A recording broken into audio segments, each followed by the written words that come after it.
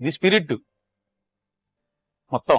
దేని మీద ఏ బాటిల్ అని చూడండి, spirit, French spirit, grain whisky spirit, అలా స్పిరిట్స్ రాసి ఉంటది. అదేంటంటే బాగా డేంజరస్ అనమాట. ఒక 4 రోజుల తర్వాత ఆయన కనపడ్డగా అదేనంటే చనిపోయాడు, లివర్లు కొట్టేసినాయి అంటారు. మాకు బాధ వేసింది అప్పుడప్పుడు. మేము వాళ్ళ ఇంట్లో వాళ్ళతో కూడా ఫేస్ చేసాం ఒకసారి.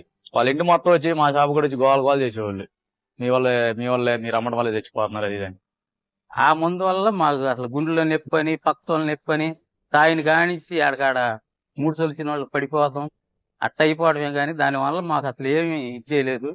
5 ఆగితే పైకి ఇట్లా కొనుక్కుంటే చుక్కలు గిర్రం తిరుగుతానే ఉండేవి. ఫ్రెండ్స్ ఒకడు 25 years 26 years ఉండిద్ది. తాగంగానే ఆ అబ్బాయికి పక్షవాతం, అంటే పక్షవాతం లాగా వచ్చింది.